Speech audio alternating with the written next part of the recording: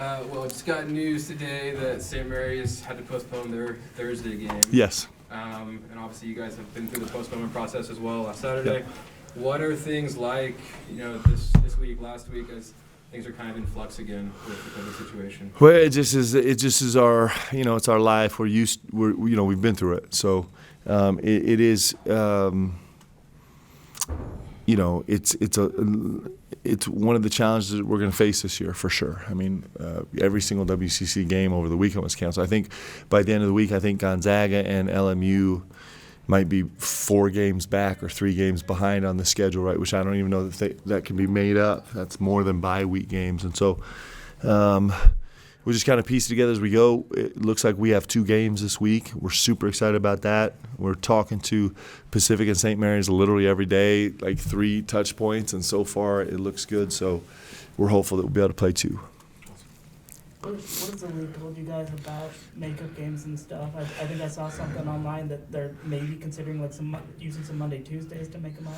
Yeah, I think there's been a lot of ideas thrown around. I'm hopeful. We saw. What I'm hoping is that they'll give us some flexibility with this, especially if you're the team that gets canceled on. Right now, San Francisco has got a great game against Loyola Chicago. They had a game left on their schedule, but I'm hoping that the league will give us flexibility to actually, if we lose the game, to just have some flexibility to kind of find the best possible game we can. Since we're not gonna, there's no way we're playing an even league schedule. There's no way we're getting all the games in that the league has. So hopefully we'll get some flexibility. We'll see. They'll make decisions here soon, I think. Will the league, since the schedule's probably not going to be even, will they use the Ken Palm adjusted percentage again? I would guess that they'll do something like that. I think everyone's just doing the best they can. So I would guess it'll end up being some kind of concoction like that, just because we're not going to be able to play an even schedule. I mean, really, we don't have an even schedule to start, right? But now, it's likely that teams won't be playing the same number of games even, and so they'll have to kind of figure out a way to do that. If there was a time to have a break, was last week kind of like a good time for your team at least to get that break? Yeah, it turned out we desperately needed it. We were on fumes, and so it's given us a chance to kind of catch our breath and just breathe for a couple of days. That was super important. In fact, we played Westminster, and we met as a staff for a long time that night. And then we actually banished everybody from the gym for 48 hours, staff, everyone. And I think it was an important time for us because the guys were super spent. So it worked out well for us, I think. Looking ahead to conference play, specifically at your backcourt with Alex and Tijon, what kind of an impact do they have as far as the locker room and behind the scenes leaders with this team? Yeah, I mean, those 2 guys understand how challenging it is, right? Because they've been through it. So if you're a novice, or if you haven't been through this before, you might look, for example, at Pacific and say, Pacific's ranked 200 something and BYU's ranked 27 or 28, and so you might walk into the game with the expectation to win.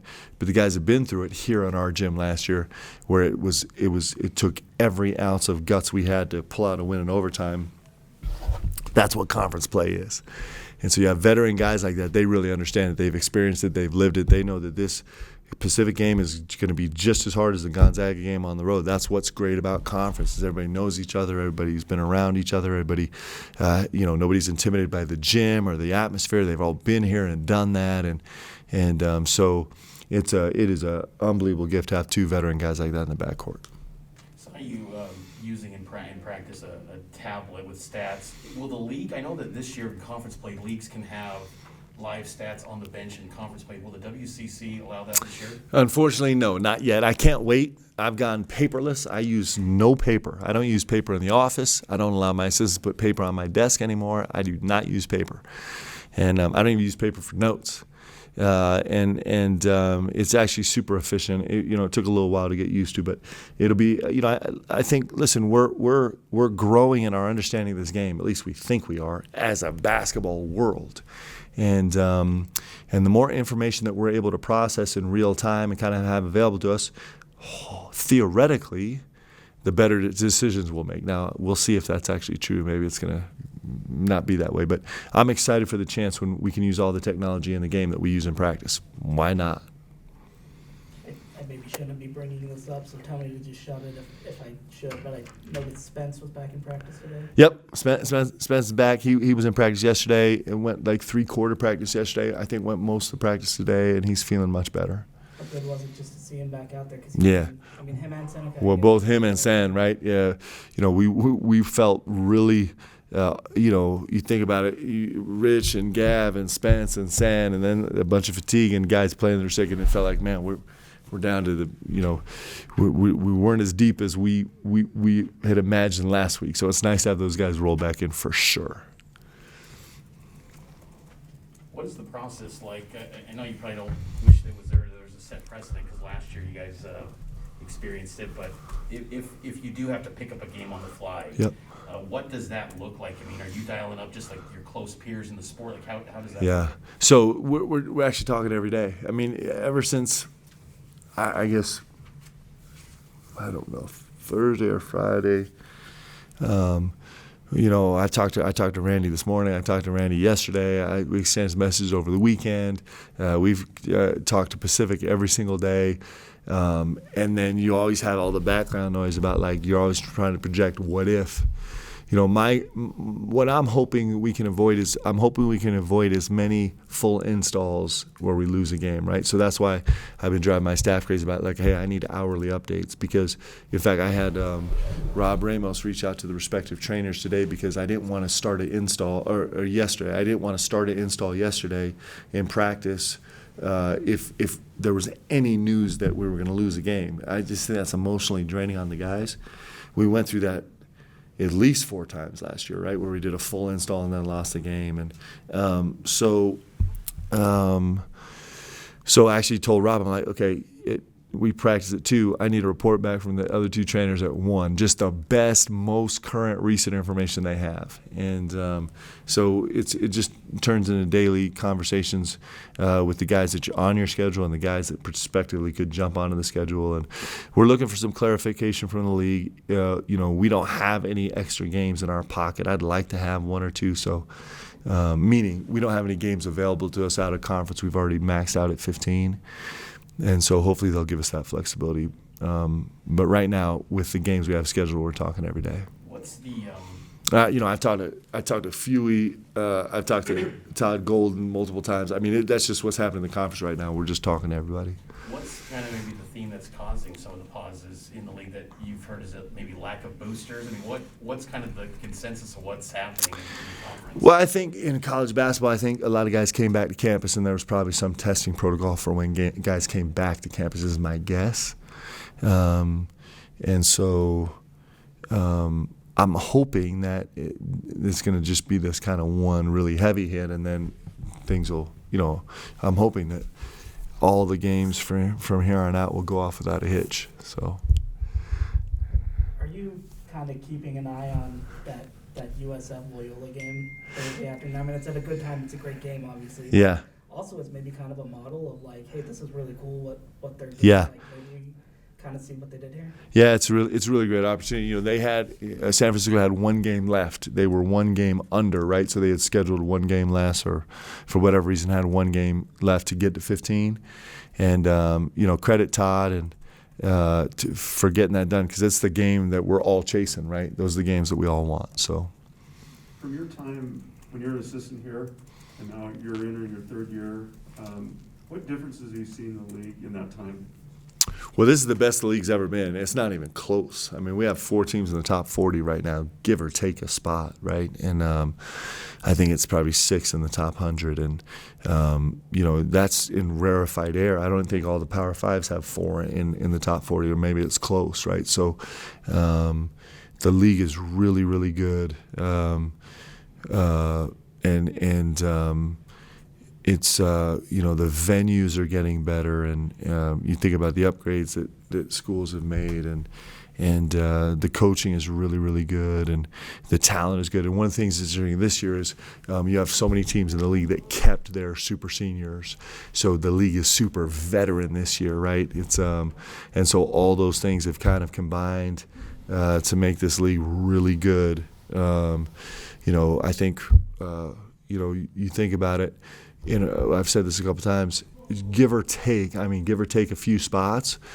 If you just take St. Mary's and San Francisco and Gonzaga, at the end of the season, that could work out to be, of those 6 games, that could work out to be 4 or 5 quad 1 games, even quad 1 games at home against league opponents. And so just that sample size, what is that, 70 or 80 or 60% quad 1 games out of those 6 games is, that's never been here before. And so when you think about if you're out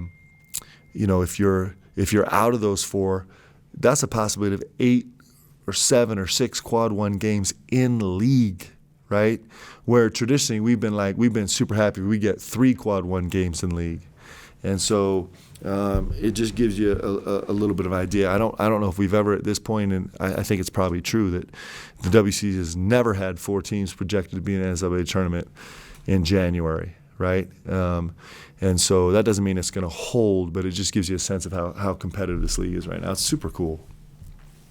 What's changed from Damon Stoudemire to now Leonard Perry's Pacific program? Yeah. I don't know if a lot's changed. I mean, they're still super physical, and they play really, really hard. And I think they're shooting it better. They're shooting it better than they have in the past from beyond the three-point line, which is a big challenge.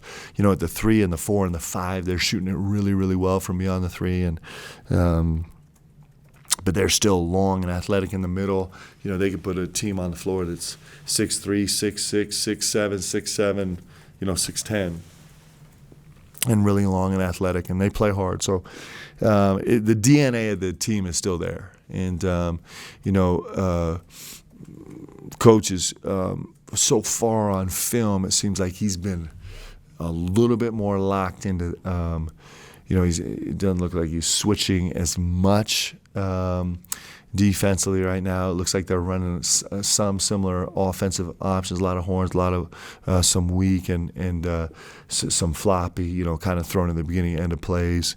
They still space the floor with their big, so there's a lot of similarities. Yeah, maybe what changes too from non-conference games to league, where you just kind of know the personnel, the tendencies. What maybe changes on the court stylistically? Yeah, it's funny. We've been watching our games from Pacific and St. Mary's, of course, the last 3 or 4 days, and it just is like, as a staff, there's times where we just all burst out in laughter because it just is it's a freaking slugfest. It's just a wrestling match. I mean, it just is nasty and gross and ugly, and that's what league is, right?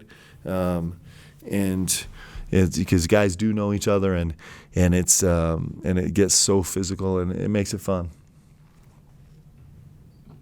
There's one Zoom question. Fire away, Zoom question. I think that's me. Hey, Coach, it's Julie Jack from the Salt Lake Tribune. Julie, how are you? I'm good. How are you doing? Great. How's 2022 going for you? It's good, thank you. Very good. Hey, so I just want to take you back to a little bit what you were asked, or what you were asked at the beginning. But USF and Loyola Chicago are going to come and play at Salt Lake Community College. Kind of. At what point would BYU start pursuing a game like that, kind of a non-conference game? And when do you start putting those machinations in place to find a place and an opponent and whatnot? Well, what we're hoping, so right now we don't have any spare games. So what that means is our league schedule is 16 games, and we're allowed to play 31 total if you play a full MTE. And so we've played 15 non-conference. We have 16 conference games, so we don't have any flexibility. What we're hoping is that the league, because there's no way we're going to be able to play a full schedule. Like I said, there's teams that are already going to be 4 games behind, right? And so what I'm hoping is the league will give us flexibility where if you lose a game, like we lost the Portland game, where they'll give us the flexibility to either try and reschedule that or keep that game in the hopper and maybe get something out of conference. So we'll see. we'll see what the league decides. But that would be our only avenue towards getting creative with our schedule. I think it could be really good for our league if there was some flexibility. I think that if it was something that we did where, the team that was canceled on, for example, we were canceled on, if we would give those teams the flexibility, I think it could be really positive. But we'll see. I mean, there's a lot of things to consider as that goes forward. But until that happens, we're stuck. When do you expect to hear from the league? Have you asked? Yeah, so I know they're having conversations every single day. I've been having conversations with Tom, and so I think probably what's going to happen is they'll give us some direction now, and there's a good chance that direction changes in 2 weeks as we see how things go. Right, we're kind of back in that mold where the guidelines will probably change consistently as we go through the season. And sorry, one more question if you don't mind, but at one point do you start wringing your hands as games stack up, as cancellations happen because of COVID? Yeah, I mean, I think it was interesting. I think it was, without even saying anything, I think our guys were a little bit. I think it was emotional for them. We found out. I don't know. We found out Portland was getting canceled Tuesday, maybe, and the guys didn't say anything, but it just felt like the air left the building, right? And so. We have walked down this path before as well as everybody in college basketball. We've done it really successfully, so we're confident that we can do it. We're just excited that it looks like right now that we got 2 games this week, and that's great. And that means we'll only be 1 game down in schedule, and if it stays that way for the season, we'll be super excited. And there's a chance it does. There's actually a chance that we get through the rest of the season relatively unscathed, so we're hoping for that. We'll keep our fingers crossed. Thanks, Coach. Thanks, Julie. Go ahead. Mark, you have these guys practicing in different types of things and with all the pauses. Mm-hmm. What areas do you try to sharpen up when you have some extra space? Because you normally don't during these plays. Yeah, so we're trying some different concepts offensively and defensively right now, and so we'll try and we're not going to make any wholesale changes, but there's some things that I want to try and filter in, some untested concepts that we're going to try and filter into this game against Pacific, and we're going to do it gently, right? A couple shots here or there. At trying some new things and see if there's anything that's got staying power. We're trying to kind of change some of the ways that we space the floor offensively, trying to change some ways where we attack off the ball a little bit. And defensively, we're actually trying a couple different rotations that I think we'll have to use in the league pretty soon. So there's no wholesale changes, but there's dipping our toe in the water of growth in some different areas that I'm excited to see how it works. As your players start up the semester and you head into some conference games, some pretty tough games, how do you see that affects your players?